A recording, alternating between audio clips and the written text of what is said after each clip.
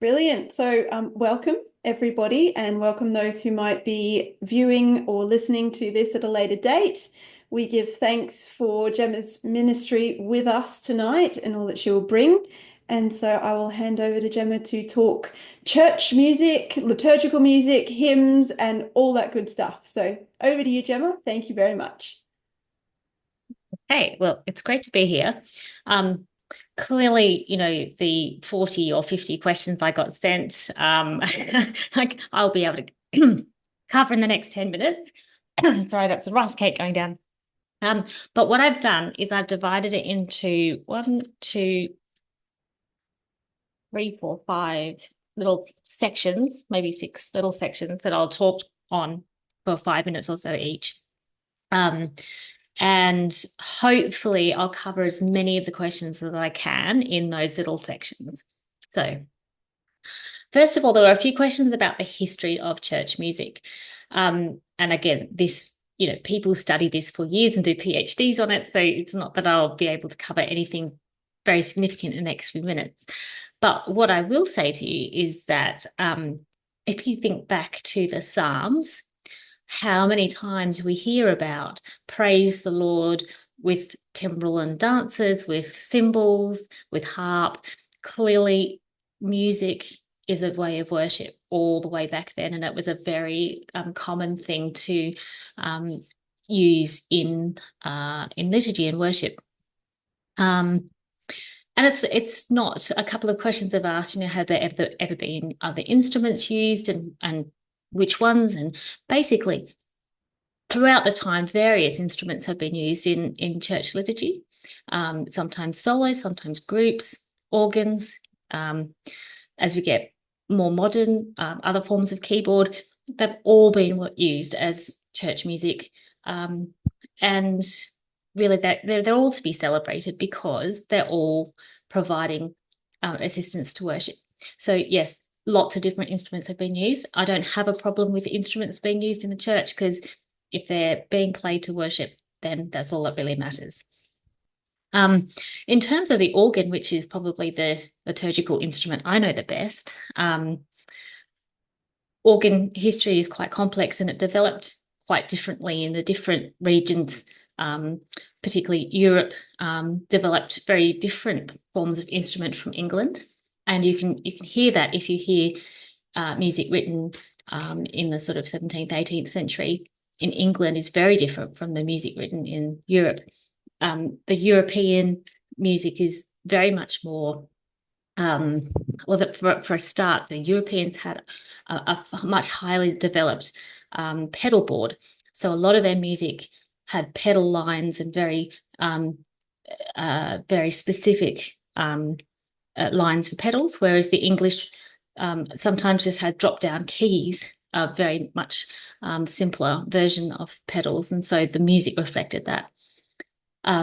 If you ever go to Paris and go to some of the big churches there, Notre Dame or La Madeleine or any of the big churches there, and you hear their organist improvising, their improvisations are kind of on a completely different planet from the English improvisations, which tend to be more reserved and less flamboyant. And that's just the style of the various regions. And it's fascinating to go and listen and see if you can sort of hear differences. There were actually big wars between the organ builders around the 18th, 19th century as the organ started to become more prominent, and everyone wanted to build a bigger and better one and a louder one with more stops and different sounds. So for those of you who don't know, the organ is made up of various pipes and the wind that blows through the pipes. And those pipes are made out of different substances. So some are wood, some are metal, some are different forms of metals. And depending which pipes you tell the wind to go through will give you a different sound in the organ. So you can combine a heap of different pipes to make a completely different sound.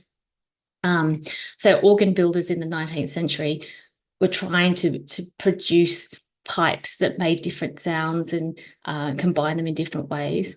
And that's when you get some really exciting organ music being written, particularly in Europe. that they were using these instruments to the best of their ability and writing fantastic music for them. Just moving on to briefly mention hymns, because a few of the questions were on hymns. Hymns, like all music, have developed through the ages.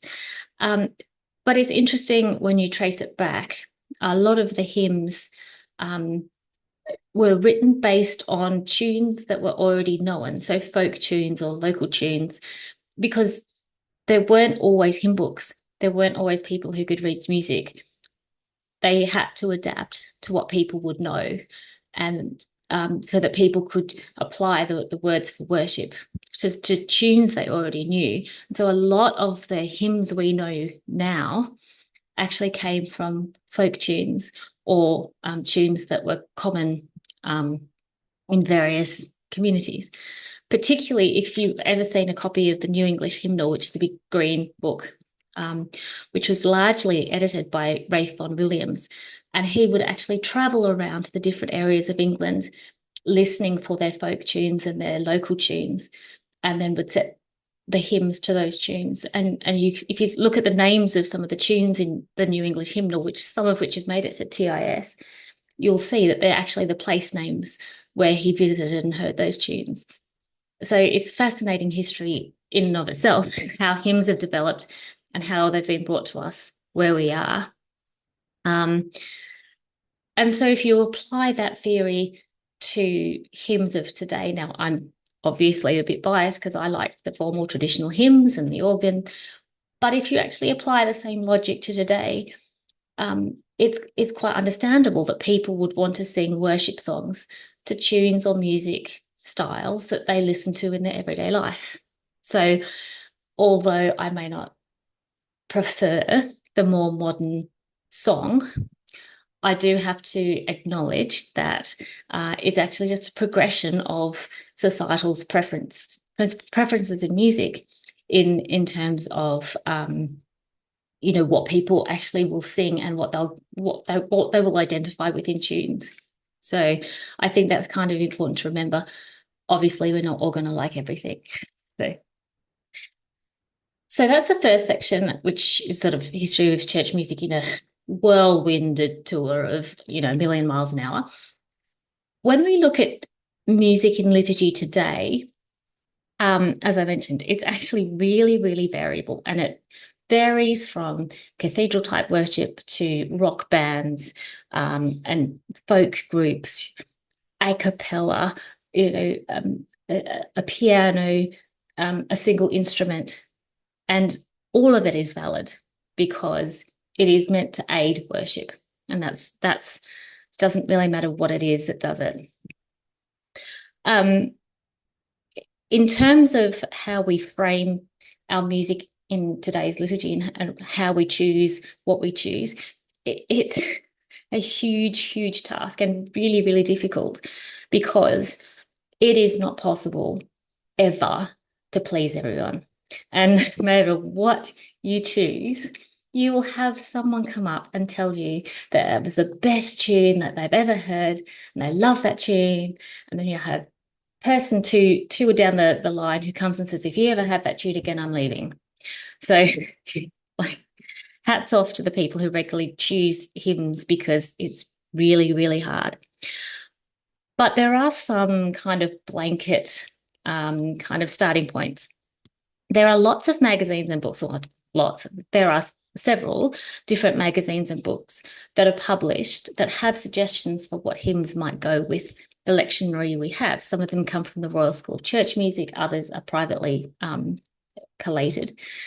And even if you have a harmony version of Together in Song, if you look in the back, there's actually loads of indexes which will link the hymns with certain readings, with certain topics, with certain seasons of the year.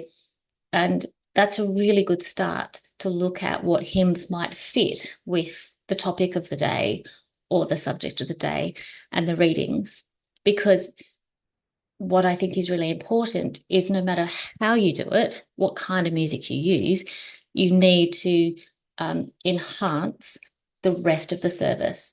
And whatever else is happening in the rest of the service and reflect the mood of that service. So obviously music for All Souls is going to be very different than music for Christmas Day. And that needs to be carefully thought out.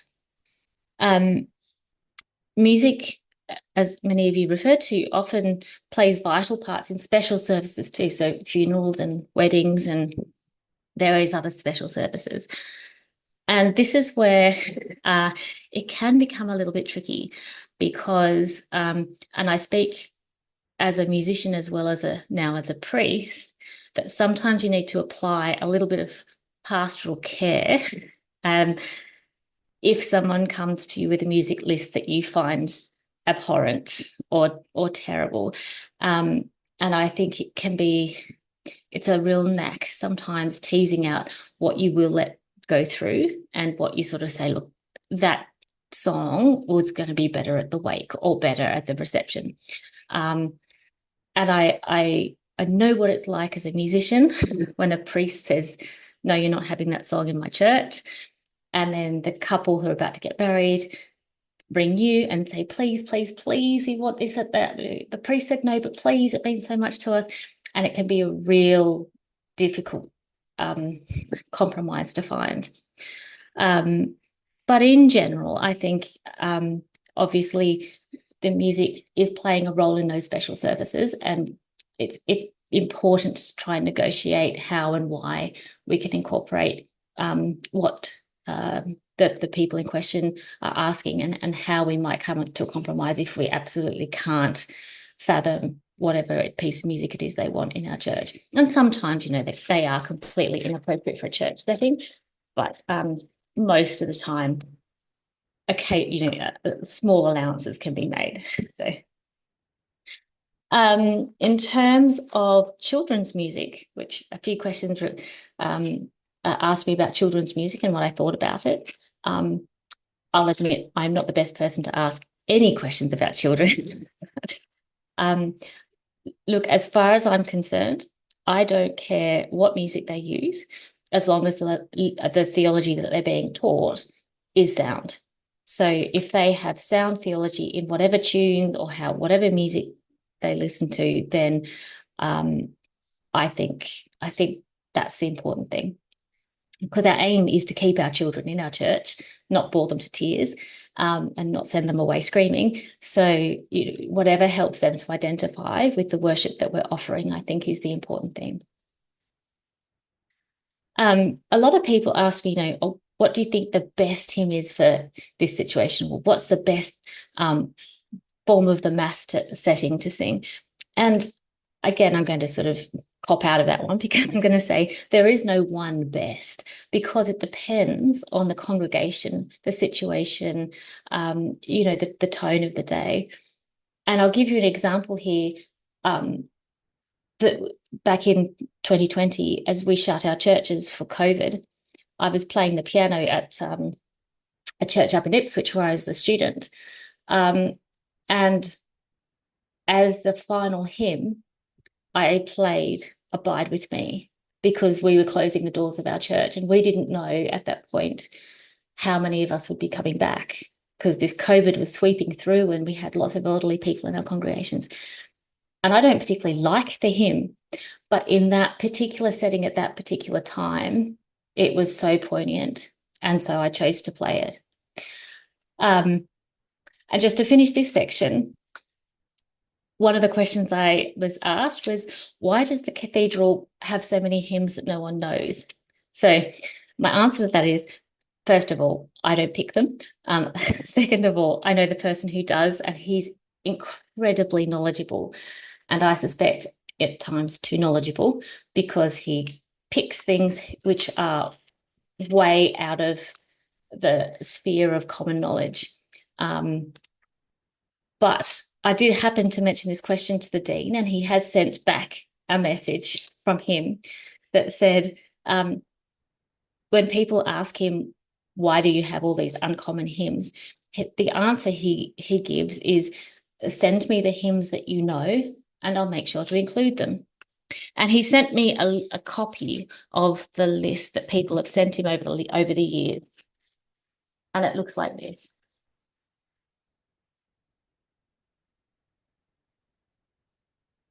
That was pages 1 through 43, by the way. So that's his response for you to consider. So please feel free to offer specific feedback because he's very happy to hear it. Now, just a couple of quick minutes on my personal story. Lots of questions about how I became an organist and all of that sort of stuff. So in 2 minutes flat, I started learning the piano from a very young age. I was 4. I was at preschool, and apparently my mum came to pick me up and found me picking out nursery rhymes on the piano at preschool. So she got me lessons from that age. And I learned piano and went through all the grades and things. But when I was in high school, they put an organ in the chapel, and I decided to have a go at it. I'd had about 12 years of piano behind me at that stage, and so I could basically pick it up quite easily. But I found something really, really special in being able to manipulate the sounds and producing various timbres of by combining the pipes. It was just a fantastic experience. And soon after that, I was asked to play hymns for the local church because they needed somebody. And that was where a whole new world really opened up for me. And this was solidified when I went to university at Newcastle, because Newcastle Cathedral is actually very similar in form of liturgy to St John's Cathedral, Brisbane. Except that they only have one choir and it's mixed, and it sings every Sunday high mass and evensong every Sunday without fail. So over the 4 years of my degree, I probably spent hundreds and hundreds of hours in that cathedral singing or playing or practicing. It was hours that I will treasure forever. After that degree, I became the organist and briefly the director of music at All Saints Ainsley in Canberra.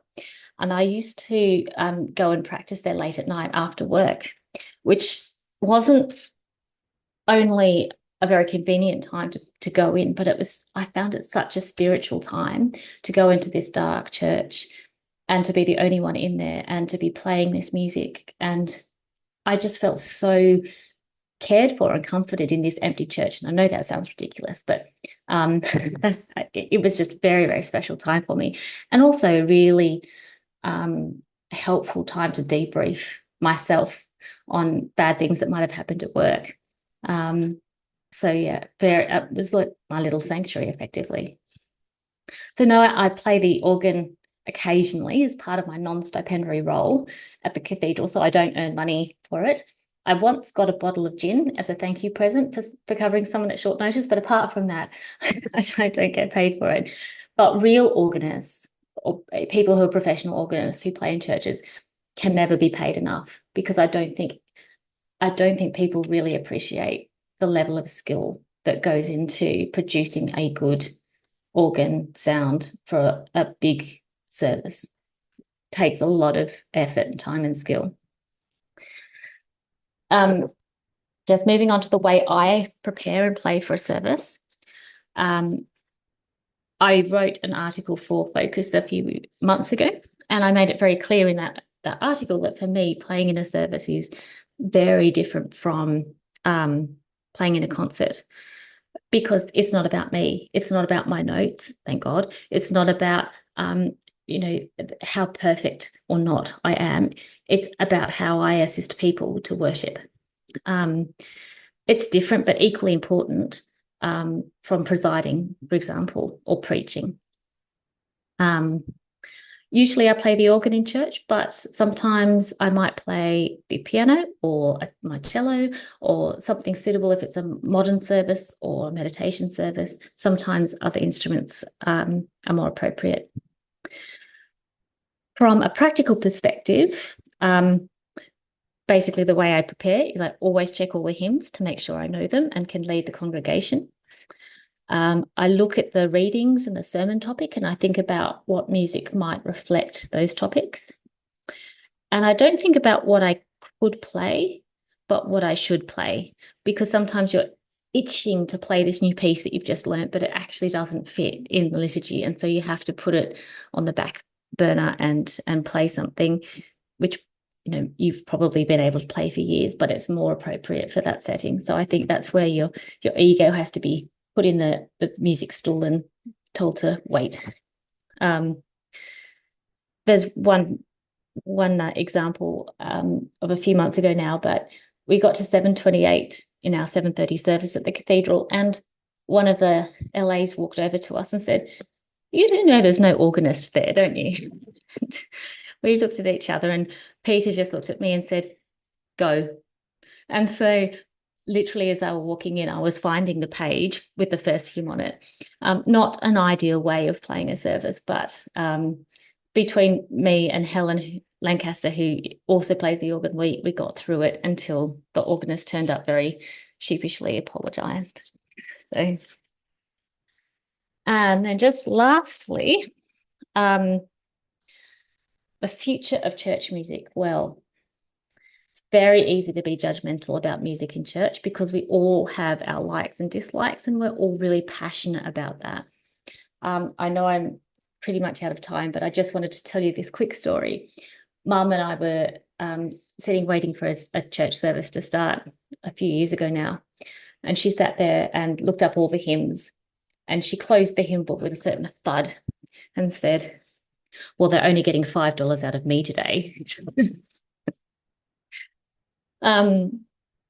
But I think that just goes to show how precious people are about the hymns that they have in church.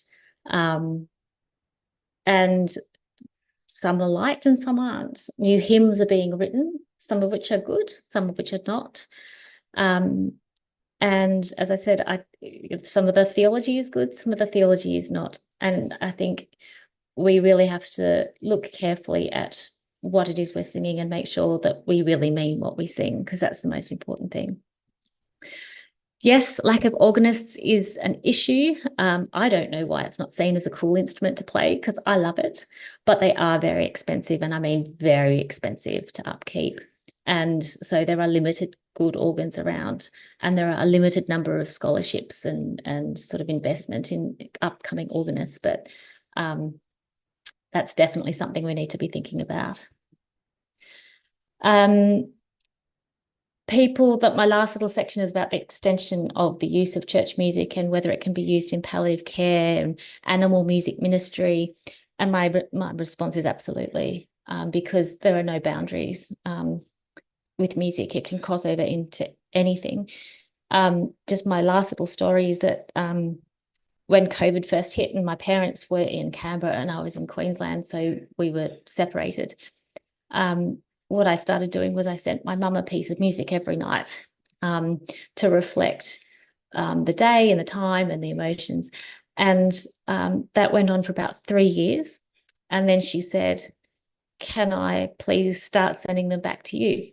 And so now, for the next couple of years, she's going through all the pieces of music I sent her and sending them back to me. And so it's been a really beautiful experience of learning new music and of sharing music that we found. And it's been a very beautiful sort of 5 minutes of every day where we can just sit there and listen to that music together. So my final suggestion with all of that is try and keep an open mind and an open heart. And you might just be absolutely amazed at what moves you and enhances your worship. That's it. Yay! Thank you so much, Gemma. That was fabulous. And we're having some other claps from here.